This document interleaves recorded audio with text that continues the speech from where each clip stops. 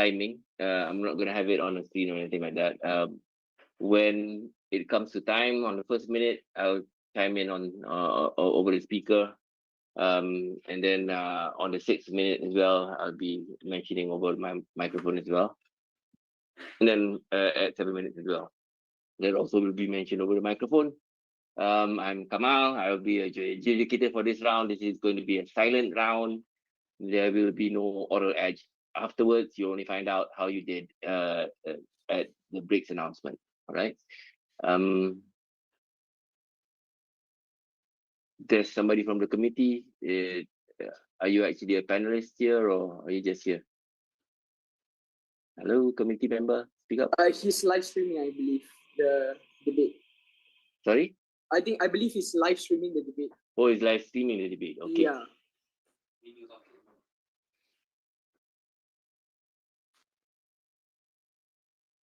All right. Okay. There's no panelist judge for this round now. Okay. All right. So before we start the debate, can the Prime Minister just have a read through of the motion in one go?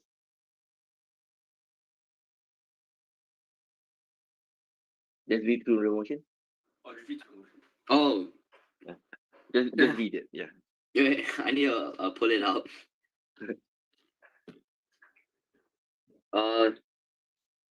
This House believes that developing democracies should explicitly support the devolution of power from central to local governments. So can I start?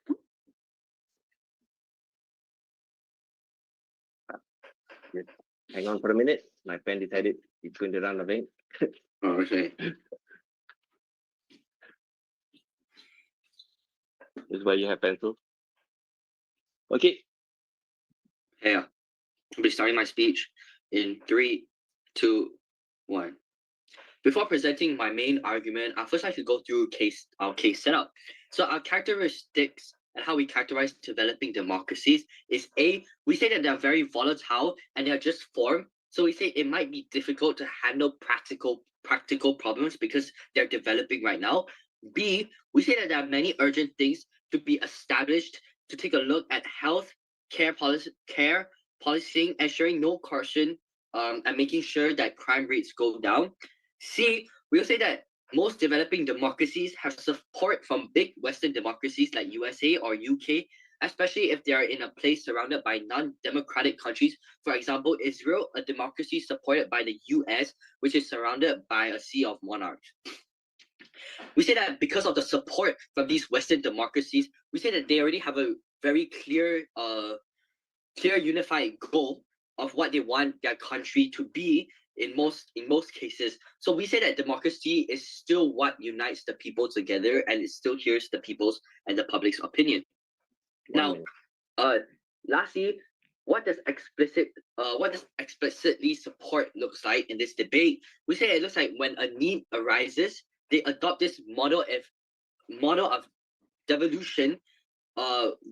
There are researchers and officials constantly upgrade different aspects of the state, like how much money, like for example, how much money to afford to each state, and how long until a state's budget is replenished, so the state can reinvest more into like infrastructure, medics, research and development that allows the state to improve as a whole. So that's all for my case now. Now, this is my first argument, which is about how that it improves the efficiency of the local.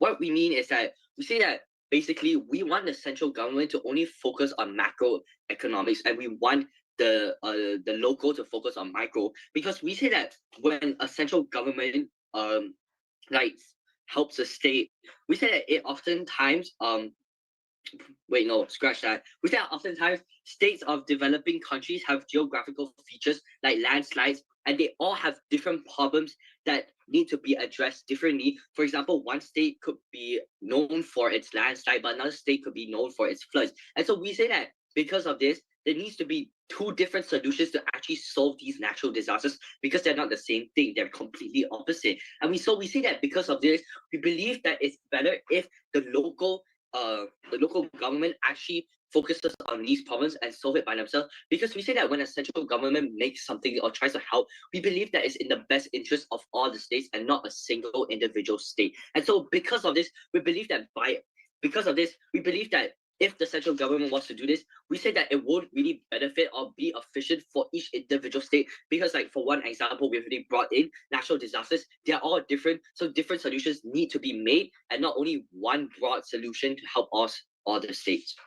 And so not only that, about efficiency, we also say that the central government is slow because they have to go through a lot of processing and of officializing, that we say that cannot tailor and cater their policies on one specific state, because we've already mentioned that a central government makes policies for all the states in the country. And so because of this affects efficiency. For example, another example, if I give a budget to a small government and tell the small government to spend less on policing, we say that because average crime rate is low in all the states combined, we say that because of this, it's difficult to direct access to the thoughts of the public, because we have no direct contact, because the central government has no direct contact to the public in each individual state.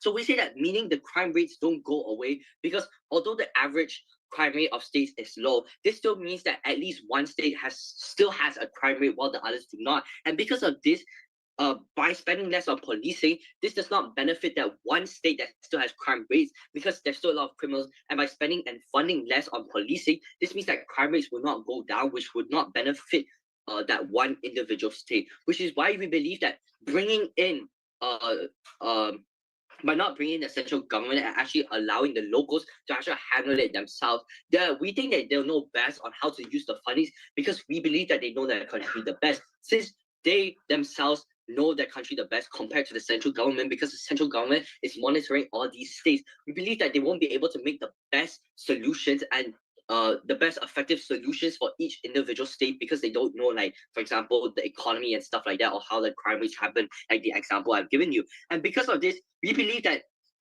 even if the government can allocate the right amount for the crime rates to take the crime rates down, we say that it'll take very long to process everything and give the budget to the specific state. And we say that by then, we say that the damage is already dealt, and it's already too late to actually give that budget and actually try to reduce crime rates, because the damage is already dealt to that specific state. And because of this, we say that what is the impact of efficiency on our side? We say that the reward and the progress we make is very clear when you can solve the problem quickly, because we say that before the damage is dealt, we as the local can actually mitigate all of these impacts, like the high crime rates. We can lower it by choosing how much funds we want to put in policing with the budget we were given. And because of this, we say that we can prevent big damages from happening, and we can make the public happy. And because when we make the public happy, we say that we can solve problems even more quickly than the central government can have. And because of this, we say that the public is more likely to opt in public services, because now they're happy with what the locals are doing to prevent any bad things happening in the state that they need to cater towards. And because we say this, why is it so good that the public actually now opts into public services? Because they're seeing that the government is trying to help. We say that this is actually creates a stepping stone for this state or country to actually that allows them to become a first world country. Because now that the public sees what the government is trying, they also want to try to make change for that specific state, or they want to help the country as a whole. And because of this developing democracy actually allows development to happen quicker, because we say that by doing this allows incentivizes the public to join these public services, which allows a country to actually become a first world country faster. Because of this, we believe that we believe we win this debate. Dot.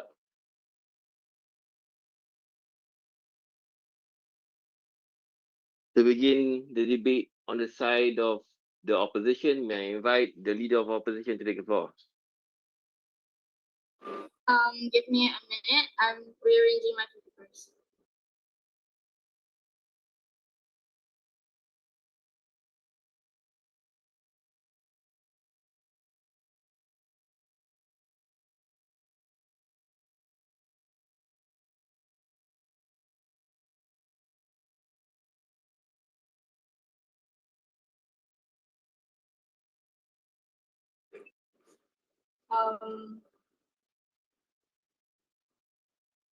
All right. Starting my speech in 3, 2, 1. Good day, I bid to the honorable judge and everyone present here today. So, as the leader of opposition, opening for a set of opposition in today's debate, what I will do here is I will first rebut the prime minister, and then I will give you the core idea on what opposition wants to present in this debate, and move on to two of my arguments. Now, moving on to my rebuttals, the prime minister mentioned how by following this motion, it can improve efficiency. But we, from opposition side, says that that efficiency truly depends on the capacity. And we say that many local governments don't really have the resources or the infrastructures to manage these complex services that they will need to manage. Okay. My second rebuttal goes to the Prime Minister when he mentioned that the central government is slow, and by devolution it can fasten the process better. But we say that the local government, but we say that government assumes that local governments will be faster compared to central, but we see that they often lack staff, funding, and might delay these processes even more. And we also say that when there are too many local authorities involved, it can create confusion about who is responsible for what, and slows down the processes that that government seems to want to be speeding up, as they say that central government is slow.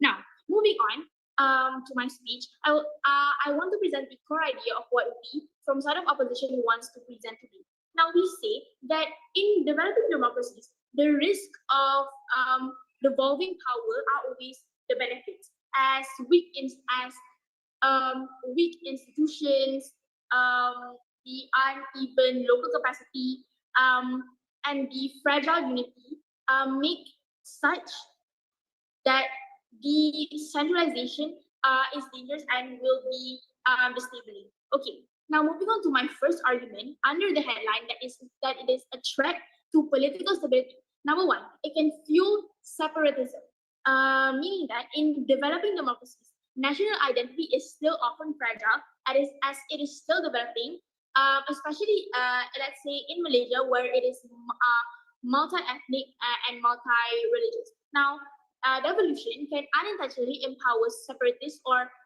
regional movements that use local autonomy as a step towards succession. Now, we also say that there will be power struggles between the different levels of government involved. Now, we say that when power is devolved, tensions between the central and local government are common, because we say that both will want to compete for resources, legitimacy, and policy control. Now, when this happens, when there are power struggles happening between these two governments, it will distract the governments from the key development goals itself, which will result to political instability. And now, we also say that weak institutions cannot absorb tension. Now, we believe that in developed countries, strong legal and democratic institutions in moderate power sharing will be too weak to resolve these problems peacefully. Now, when they are too weak to resolve these upcoming problems, it will increase the risk of political breakdown, political instability, and therefore results in more problems, which will outweigh the actual benefits that government seems to be implying on. Now, we also say that devolution might give local leaders enough legitimacy to challenge national authority, but it is authority. But we also say that it is not enough accountability for them to play by the democratic rules. Okay, now moving on to my second argument, under the headline risk of inequality, we say that when there are unequal capacity in devolving power, it will result to unequal outcomes. Now, wealthier and or urban regions will often have more resources, infrastructures than compared to the rural or poorer areas. Now, when power and budgets are devolved, richer regions accelerate development, while the poorer regions will struggle to manage their regions as they struggle in lack of resources and no, thank you. As lack of resources and infrastructures. Now this will result to the internal inequality, which I believe is on both sides doesn't want. Okay, now we also say that it will be harder to ensure equal and fair distributions. Now, central government are better positioned to redistribute equitably across regions. Now, we believe that when you devolve this power, local governments don't really have or are not really in the correct position to redistribute equitably across regions, which I will reiterate equals to internal inequality. Okay. Now we also see that devolution removes the ability, which will lead to a greater disparity in many sectors, such as education, health, the building of infrastructures, and etc. Across different regions and between access of different regions. Now, with that, I, as the leader of opposition under the motion, this House believe that developing democracies should explicitly support the devolution of power from central to local governments. I've never been prouder to oppose. Thank you.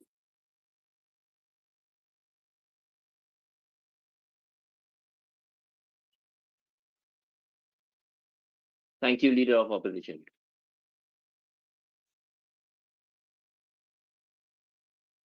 May I invite the Deputy Prime Minister to take the floor? Am I audible and visible? Yep. Okay. I'll take verbal POI as any pronouns.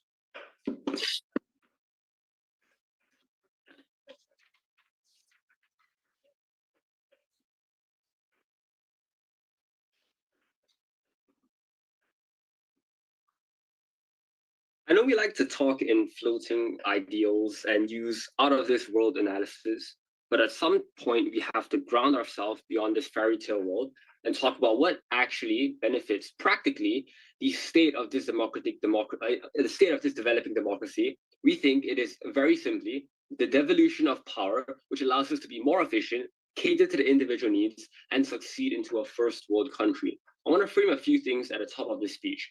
Firstly, you are a democracy. We would like to say that the best way to utilize this fact is by the devolution of power. If you have a mayor that is incredibly corrupt, it is very easy to vote him out. And there are also many other accountability mechanisms that exist beyond that stated, right?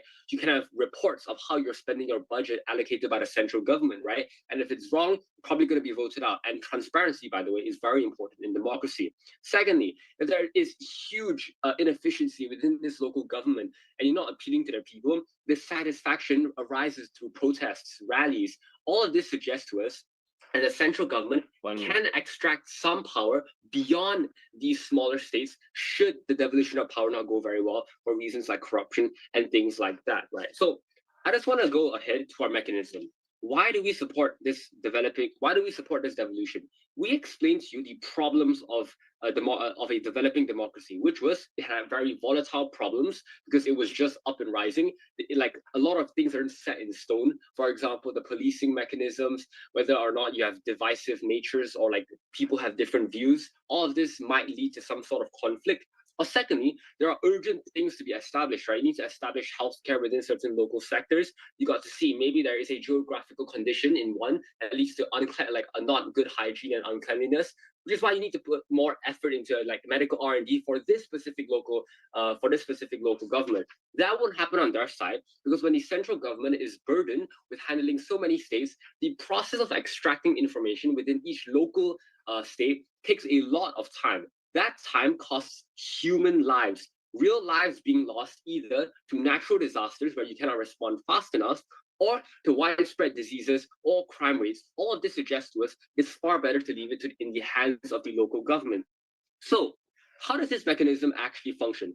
We would say that, for example, a central government would donate some sort of budget or allocate the right amount to certain different countries, right? And if it really is true that this specific state is doing so much better compared to the rest, we would just donate less of the budget to them, focus a little bit more on the outskirts states if this particular state is the hub and is generating too much revenue compared to everyone else. So it's not really an idea of power struggle. So if it is not a power struggle, what really is our main push here? We're gonna talk. We told you about efficiency, right? That there was a lot of red tape to push through on their side of the house.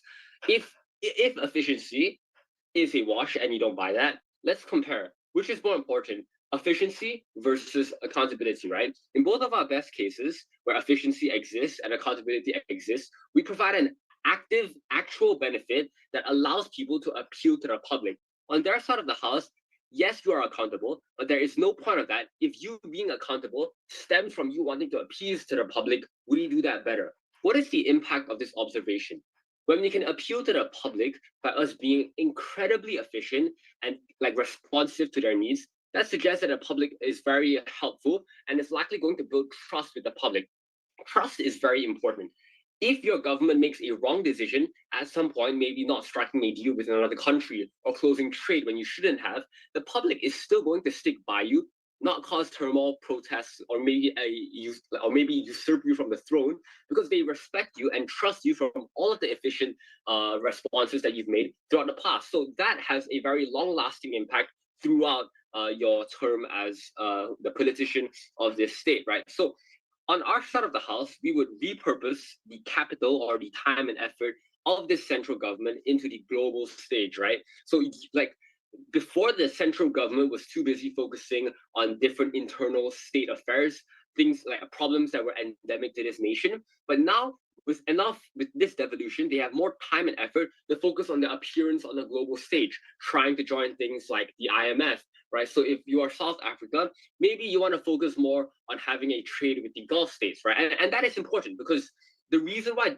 developing countries cannot push ahead is because you need other countries to prop you up. Good relations means that it can provide you loan, FDI for your projects, but also if you have time to spend with other organizations, that probably means you get added benefits, right? Whether or not you get invited to the EU, which means that you get trade benefits and like lower protectionism barriers. So all of that suggests to us you're going to be better. You're going to be better with us far off if you have the devolution of power from the central to the local government. So I just want to briefly talk about why is catering to the individual needs of each state so important. Before that, take a point. Opening, closing. Okay, so note, each individual state has very different geographical features, as I've mentioned before. But not only that, it's important because each state in a developing democracy, if it is recent, has probably emerged from very different factors, right? Like maybe two different semi-autonomous states merged together, and so they're very different views. Right now, your biggest concern as a developing democracy, before you proceed on into, a developed country or a first world country, where you can then focus on things like unity, is to right now solve your endemic problems, right? And we've already preempted from first to say that unity exists regardless. You already have Western democracies still supporting you, and if the formation of the country was based on democracy, there are a lot of vessels or pathways that you can take in order for you to continue being a democracy. Like the unity and like the collective goals of people is still being that one democracy. And no, the central government acts as the glue among all of these different parts of all of these different puzzle pieces, right? The central government can still do campaigns, explain to these people what it's like to be like an African. They can talk to different political campaigners to try and persuade the people on the ground. So all of these things suggest to us that there are many different ways that you can cater to the individual needs of each state while simultaneously maintaining a global image and the unity that is very important. So when you can build trust with the public, you can build trust with other countries. This is the only way you'll really ever succeed as a developing democracy. 7 minutes.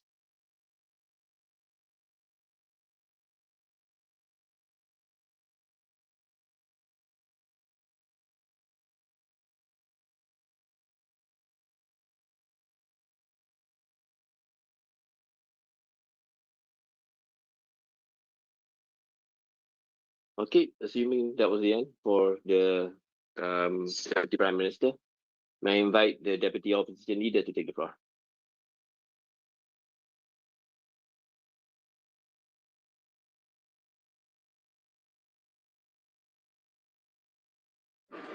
I'll start my speech in 3, 2, 1. Good morning, I bid. Good afternoon, I bid to the honorable judge and everyone present here today. So today, I as the second speaker of the opening opposition. Today, what I will be doing for you today is reinforcing our case from the opposition side. We'll be rebutting a few claims from the government bench, and I will be deepening our analysis on why devolution of power is not the ideal path for developing democracies. So, moving on to my first rebuttals, the opening government claimed that they're assuming that local governments would be more in touch with the people, or they could build more trust within the local community. But but we tell you that in many developing nations, local governments are more prone to things like corruption, nepotism, and also elite capture. So they're actually often not subjected to the same scrutiny, media attention, or oversight that these central governments face. So by giving them more budget autonomy, it actually doesn't help the people, but instead it just gives more power to the local elites. So here OG paints this idealistic picture that more local power means more democracy, but they're actually just by doing so, they're overlooking the actual reality on the ground in developing nations. So moving on to my own arguments, devolution risks empowering local elites and also identity politics. So by devolving power to a local government often leads to elite capture. But what we mean by this is a group of people that often take control of something that is supposed to help benefit everyone. So by giving more power in developing countries giving more power in developing country means those local leaders aren't always people who are fair or actually democratic. So this leads to people in charge of local areas being not elected based on only their merit, but it's because that they come from these powerful families or things like political clans. So what happens is that they will care more about helping their own group of people than helping everyone in the community equally. So this means that they'll get more control over the money and they'll get more control over decision making. So they'll also what this leads to is that they'll be able to hire, for example, they'll be able to hire their relatives or friends instead of like actual qualified people in the community, and they'll give resources only to people from their own group, and they could even silence or punish people who dare to disagree with their decision making or what they're doing. So, ladies and gentlemen, what I'm saying isn't just a theory, but we've actually seen it happen. So take, for example, take India. It's a democracy, but it also sometimes it also struggles with deep divisions like religion and also regional identity. And also Pakistan. Some villages have used the local power to stop women from voting. So the impact of this is that devolution actually, instead of devolution creating a fairer system, it actually makes things worse by letting these unfair local leaders do whatever they want without, because they know that they're not being watched. This matters even more because local institutions are still weak and or underdeveloped. So there isn't enough media coverage at the local level to hold these unfair leaders accountable. So this means that what this leads to is that corruption, discrimination, or abuse of power will become it can happen more often and it will happen more easily. So um sorry now coming back to what my first speaker said about how devolution also threatens political stability. So just to add on, in developing democracies, devolution can actually cause regional rivals and division, where for example, some areas grow faster while the others don't, and that can lead to and create resentment. So um, now at the end of the day, from what we see from the opposition side, this motion is something that it seems like it's promising hope, but actually what it's doing is just delivering more harm. It ignores the fragility of developing democracies. It assumes equality where there's inequality. It assumes representation where there is elite capture, and also assumes capacity when there is actually none.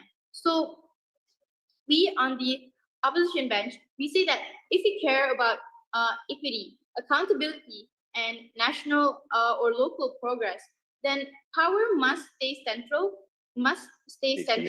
until systems are strong enough to hold it locally. And with that, we couldn't be prouder to oppose. Thank you.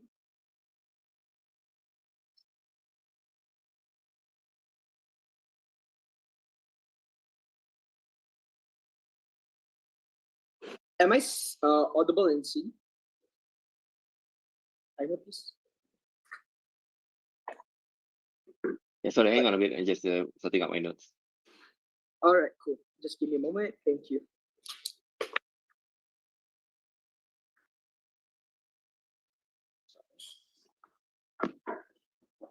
Oh, shit. My wife. Okay, thank you, leader of deputy leader of opposition. May I invite the member of government to begin the debate on the closing half.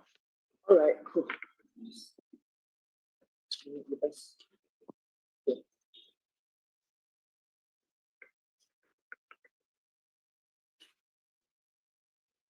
It's nonsensical. If the motion was printed on the info slide, I believe all of the arguments coming from OG and OO can be pasted in every motion about decentralization or devolution. But we have to take notice of the framing of the keywords in this debate panel. What I'm going to delve into directly now. 3 things. Number 1, why is the keyword in this debate a new democracy? They have been treating this new democracy like a monolith. We will tell you why specifically these new democracies are, of course, transitional.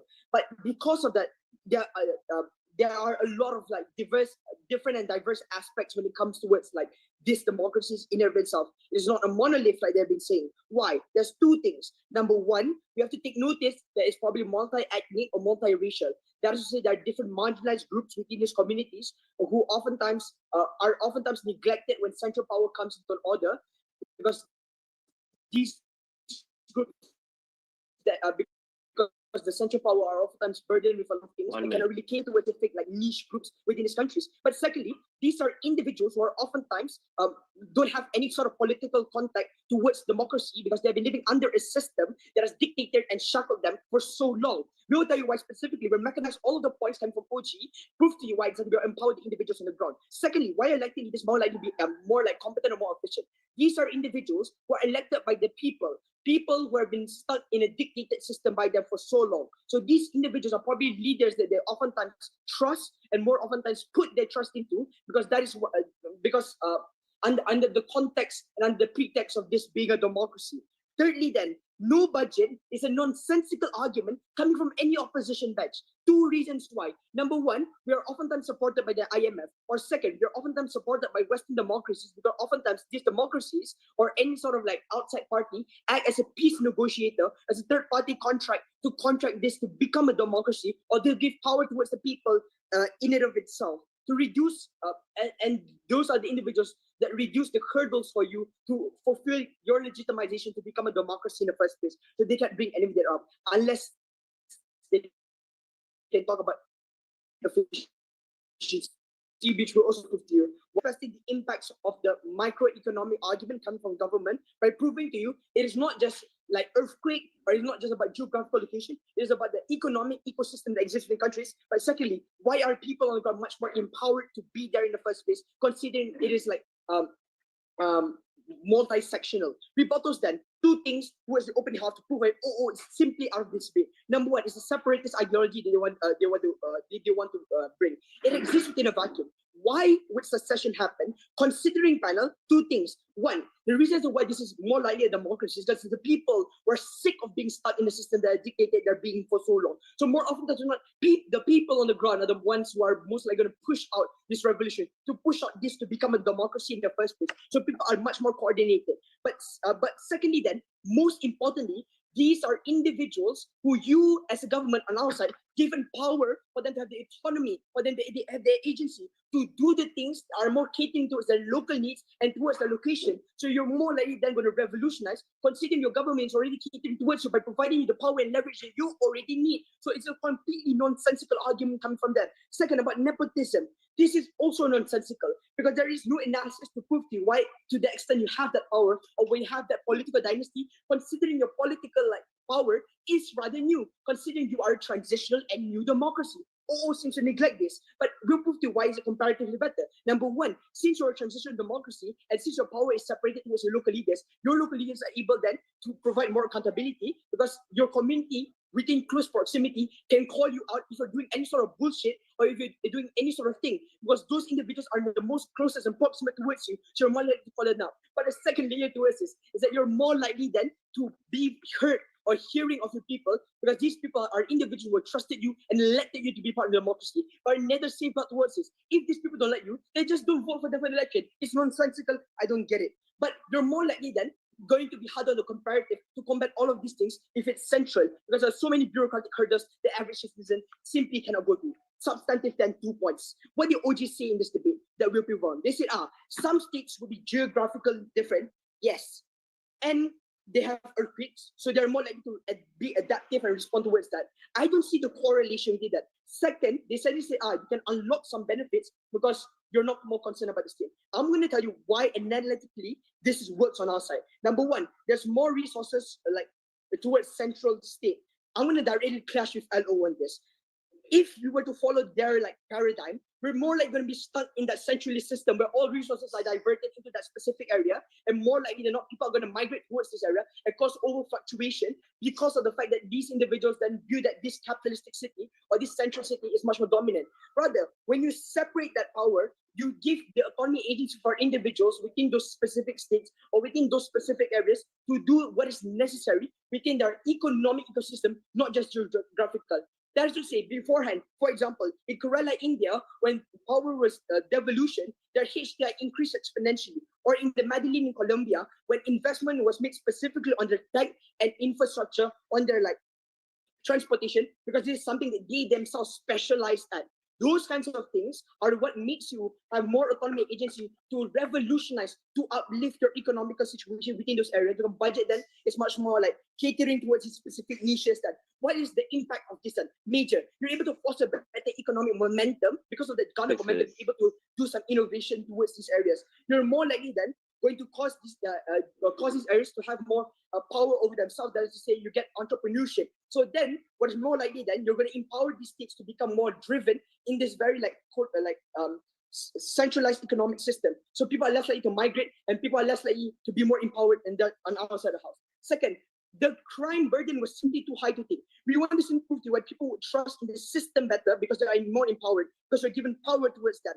One, you have more trust in local leaders because these are individuals who have been with you in proximity ever since the revolution or ever since the start of a democracy. So you're more likely to cater towards a specific niche and specific audiences. Second, people are more likely to trust in local leaders because these are individuals who have been in proximity towards them. So they are more likely than going to trust into them. So what is more likely to happen? These people feel seen and validated. When you decentralize these areas, these central democracies feel less inflamed because you're giving back power. So people are more likely to feel empowered in these areas because they believe that my local leaders are working towards me, they're working towards my needs. That's why specifically, panel, you're able to get all of these benefits that we unlock, and OO is completely out of this debate. We are put in first.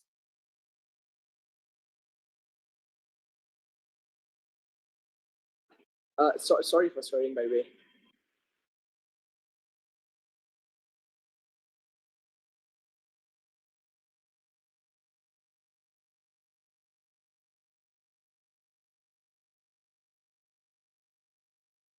I'll pretend not to hear that. Got live stream, by the way. Anyway, may I invite the member of opposition to take the floor?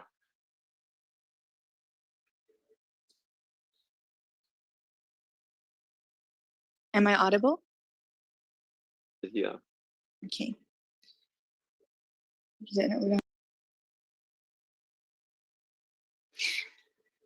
I will start my speech in 3, 2, 1. Ladies and gentlemen, giving more power to state government will only create unfair differences and risk national breakup, which is now I will start my speech by giving my case setup. First, I will start with my problem statement. In the status quo right now, or in the world these days, a lot of state government cannot really be trusted, or local government can't be trusted. And the problem with this is it happens due to corruption and over abusing their power. So, which is why I'm going to continue with my characterization. Number 1, developing democracy looks like a development that goes to politics system through social or modernization or etc. etc.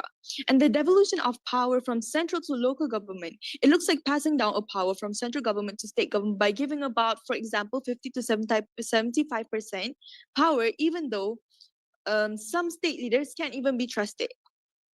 Which is why my mechanization right now is we will not force upon power to state or local government. And our burden is to prove that by believing the motion, by believing that developing democracy should explicitly support the devolution of power from central to local government will bring more harm than good to our country. Because in the end, the impact and stakeholder of this whole debate is the citizens in the states.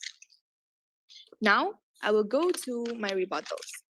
I have 2 rebuttals. My first rebuttal is Prime Minister mentioned that state leaders knows their local best. This is not true because not all state leaders care about their people. Because my reason number 1 is some state leaders that are unfair or not even qualified to become a good leader. Because if a central government give power to unreliable leaders, it could lead to my second reason, which is it could lead to unfair treatment between 2 different states. For example, state A has a state leader that can be trusted and that is loved by their people. But state B has a leader that cannot be trusted. I'm sorry. Where was I? Okay, that has a leader that cannot be trusted. But and with this, it will lead to unfairness between these 2 states. So the people in those 2 countries won't have the same treatment. So some of them might migrate or go to a different state due to the unfairness. Now, that is my first rebuttal. My second rebuttal is the Prime Minister said that it will, by supporting this motion, it will it will rise for a country faster to become a first world country.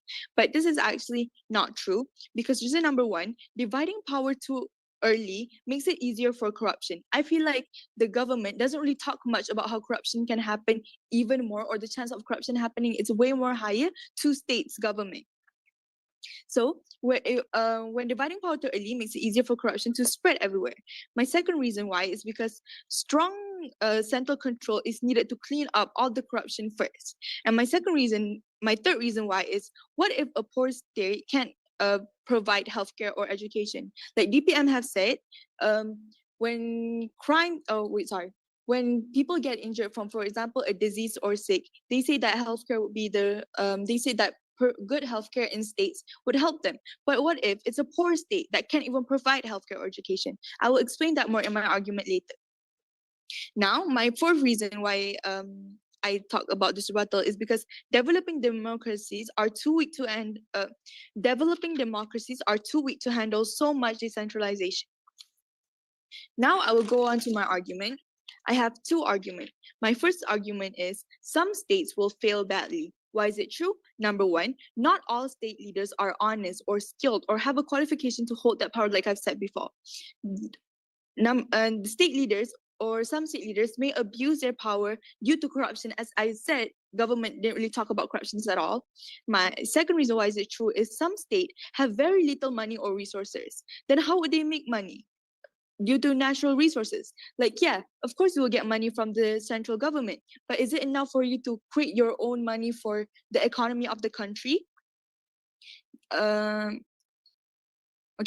for example, there are some states which are richer in sources, like compare KL. Kuala Lumpur has like a very good modernization and all that, but compared to Kelantan, so KL has more resources, which is why they are better in economy. But let's say the central government giving those money to our country, to Kelantan, it still doesn't help Kelantan to become a bigger state than Kuala Lumpur, because Kuala Lumpur will have the more resources since they are already a big country, a big state. Now, why is it important? Number one, poorly run state means bad education, healthcare, and jobs. Like what the DPM said just now, people whose life are endangered due to health, disease, or sickness won't even be would be beneficial if they support this motion. But if the motion does not happen, if the motion does happen, and corruption leaders are there who is not good at being a state leader, they will end up having a bad healthcare and they can't even help those people, which leads to same to bad education and leads to same to jobs. Now, why is it bad? It increases inequality between states, like I've said before. Number two reason why is it bad is because it will create social injustice between social classes like the rich and the poor states. In other words, classism. Now, for example, it happens a lot in third world countries or developing countries. So in conclusion for this argument is people will also lose trust in the whole system at whole. They will end up losing trust with the whole state government, and it could lead to a very bad reputation for that state. Now, my second argument is it may divide and split a country, or in other words, developing democracies are not ready. So why is it true? Number one, courts and police are still weak and vulnerable due to corruptions in the developing democracies. So again, like the DPM said regarding the crime rates, it can't even go against crime that DPM and the closing government said about the high crime rates. So it's even worse if we give power to the state leaders. Number two, on why is it true, is without strong control, people or the citizens there won't even get any justice. My second reason why is it true is corruptions and conflict can grow faster due to this. Now, why is it important? Number one, national unity keeps peace and strength. And this happens if okay, never mind. Okay, my second reason why is it true is the country will become more why is it important is because the country will become more unstable and harder to govern by the state government. And my third reason why is it true is divisions may cause fights, violence, or civil war. For example, the civil war in Syria.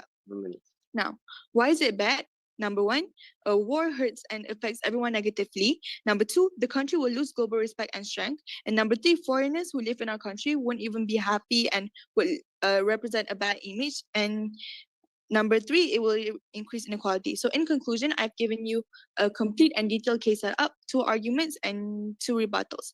So in conclusion, the impact will only harm the unity of the country. That's all from me. Thank you.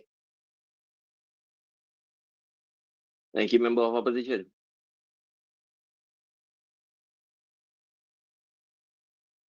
Hold on. Can you give me 1 second to just rearrange my papers? Yes.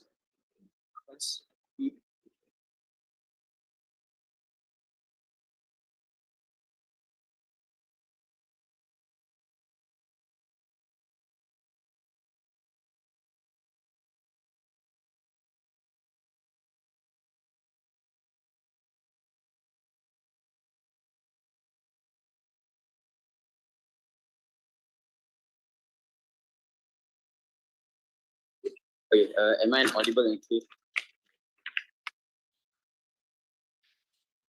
Yes, you are. Okay, Right. government whip, the floor is yours to conclude the debate on the side of the government. Right, cool. Hold on. Have I record your speech? The speech is recorded already. I just time it. Okay.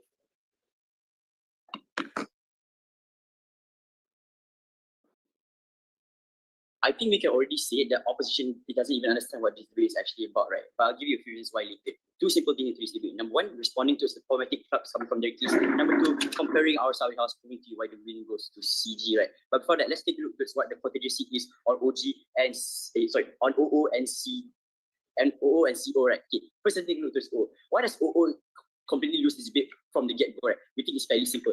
First, the fact that they say that efficiency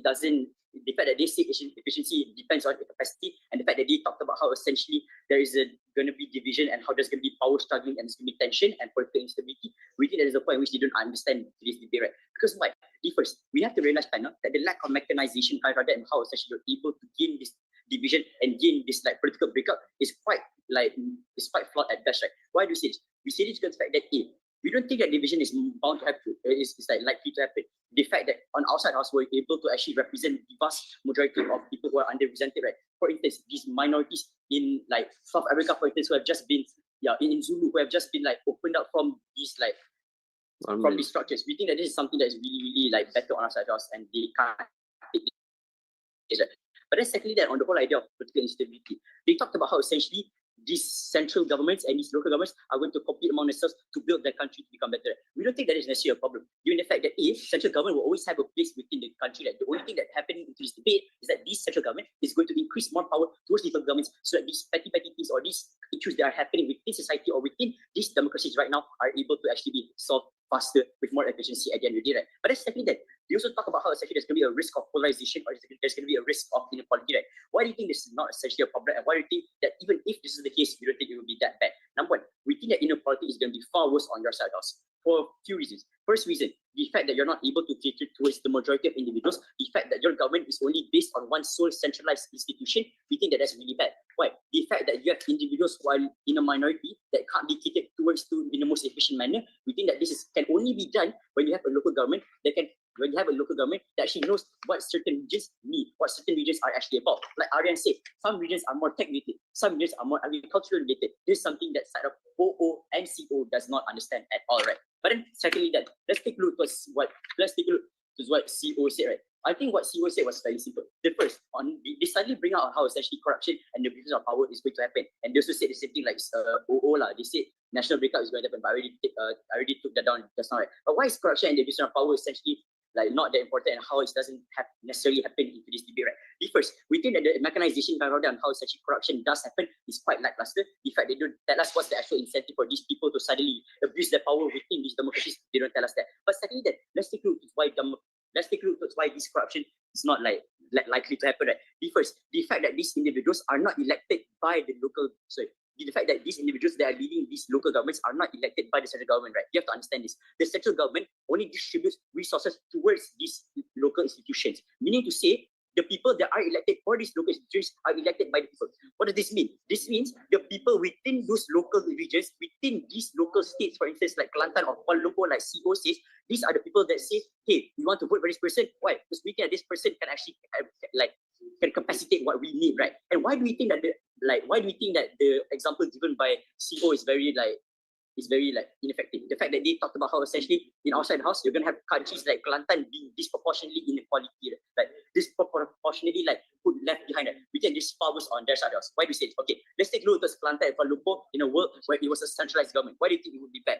The reason it would be bad is because first thing you have to understand about central governments is that they would have a tendency to focus on the big things within their country. For instance, if it was a religion, they would all likely focus to Kuala Lumpur. Why? The fact that it gives more capital gain, the fact that most of the industrial activities happen within these states. That's what's going to happen. We think that this happens because of the fact that you don't have local focus towards that certain state like Kelantan. We think that states like Kelantan or like states like Aceh in Indonesia or Sulu in Africa are only able to prosper when you have certain focus, when you have institutions that are able to cater towards them specifically. We think that this piece of framing is something that does not exist within OG and OO and CO, which is why we take this at the most proximate level. But secondly, that they talk about decision making and they talk about how it's essentially like worse on government. Right? Why do you think that is essentially not true? We think that this is not true for a few reasons. The fact that we have to realize that these democracies are newly democracies that have been developed, we can see that they have just been released from being dictated by other countries. We think that is the point at which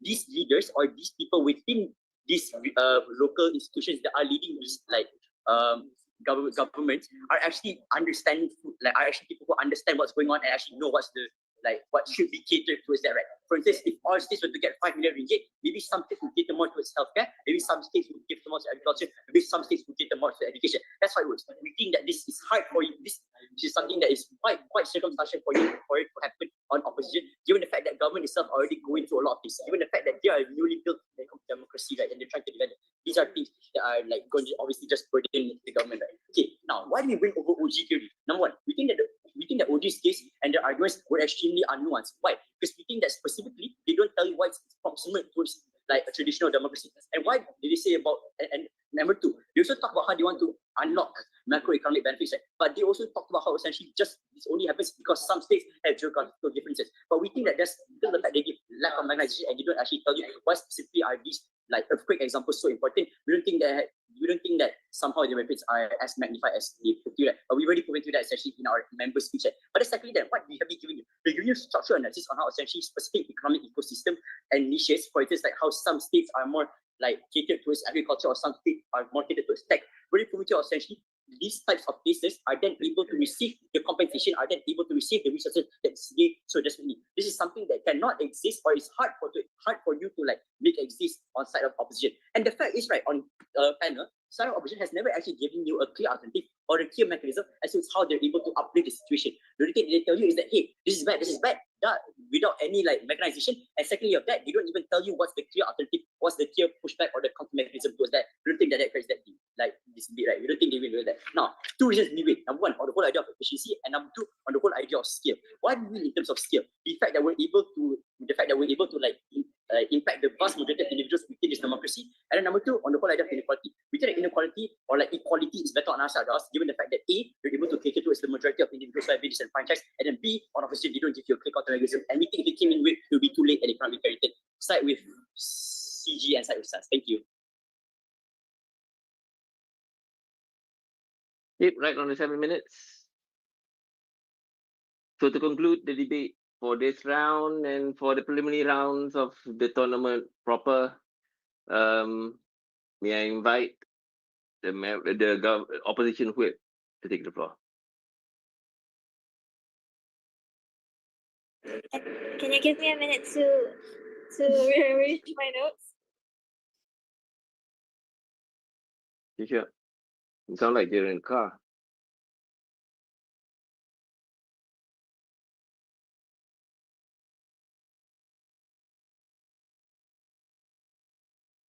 Am I audible?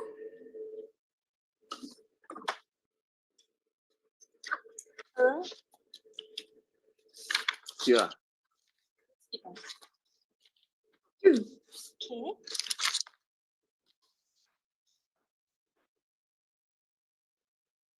Okay, I will now be starting my speech in 3, 2, 1. These days, developing democracies are more vulnerable than any other. So I will be giving a quick summary and rebuttals and weigh against the opening opposition. First, I would like to rebuttal opening government. So, Prime Minister mentioned how it firstly improves efficiency of development. This is not true because it all depends on the budget a state has. Because whenever a central government gives money and the budget to a state, it still depends on how much they were received. And also, secondly, sometimes they do not have the resources to improve the efficiency. For example, creating a hospital for healthcare. Sometimes you don't have the people, the manpower, and 1 minute. resources. Secondly, policies cannot tailor to every state. But, that's not true because poor leadership will affect everyone, and this policies also means different laws, and this will lead to sometimes a criminal can run away to another state to protect themselves from the law. Third, it will lead to to citizens of the country that are divided and they're not unionized. Secondly, Deputy Prime Minister mentioned how how it will cater to individual needs, but it only gives more power to leaders who are prone to corruption.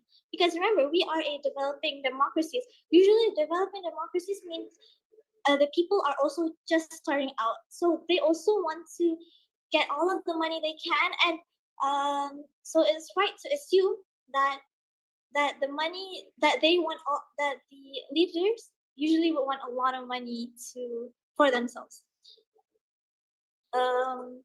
Next, I would like to rebut against closing government. They mentioned how citizens trust them enough to vote them. That is not true because citizens can still accept bribery. The leaders can still offer bribes for the citizens to vote for them. So a vote is not really a matter of trust nowadays.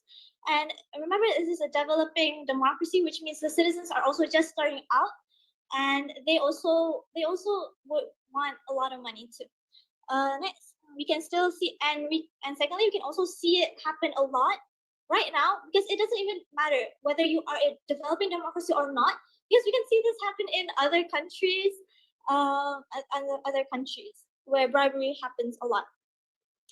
Secondly, they mentioned how how it's not true how there is no budget, or no budget does not exist because they get it from the central power. Well, but that's not really true because okay, maybe you do get a budget, but it's not enough. The budget is not enough because they have to focus on developing the infrastructure of all of the states. This includes healthcare, public transportation, so etc. etc. So this uses a lot of budget and money and also manpower. So yes, they may receive budget, but that may not be enough for a state to hold up on its own. Next, they also mentioned how people feel seen and empowered, and I do not really see how this correlates with any of the emotion because this is not really relevant. Next, CG said corruptions are low or don't really happen. Doesn't really happen because state governments are voted. But as I said before, because it's not true because there are a lot of state governments who end up still being corrupted. So his point is not valid. Next, I will be weighing against opening opposition. They mentioned how it creates a fragile unity and fragile unity. Oh, I would also like to mention how first speaker did not really give a complete and detailed case setup. And okay, firstly, they mentioned how fragile unity, but we've explained it in more detail and and how it impacts more with our argument, with our extension, with some with will divide the country, and it's a more realistic and full in detailed explanation. Nice in equal in outcomes, but our problem in equal outcomes and feel badly is like more important. Okay, next. I forgot to mention, but I will go back. Government would mention how no corruption is on the data. Next, I will give a complete summary of all of the houses. So OG said how it increases efficiency with. So to summarize OG's points, they said it increases efficiency, but they failed to consider the budget. All their argument all failed to consider the budget. Secondly, their issue was cater to individual needs, but failed to consider as a developing democracy, we have a lot for development. So the amount of needs that we need to fulfill are a lot and too much for a state to handle. Okay. OO mentioned how fragile unity, and we've explained in more detail, and also in equal outcomes. Next, CG failed to consider the power of money and bribery and nepotism, and they also rebut a lot of our examples. So as SEO, we gave out how some states will fail badly because not all state governors have the qualification, and also how it will divide the country. So we should wait until the democracies are strong enough. So that is all from the the closing opposition. Iris Meskis, thank you very much. Thank you, Opposition Whip. And with that, the debate concludes for this round and for all the prelims for this particular tournament. Best of luck for breaking. There will be no oral adjudication. You'll only find out how well you do at the break announcement. Thank you all. Thank you for debate. Thank Thank you for the debate, guys. Thank you.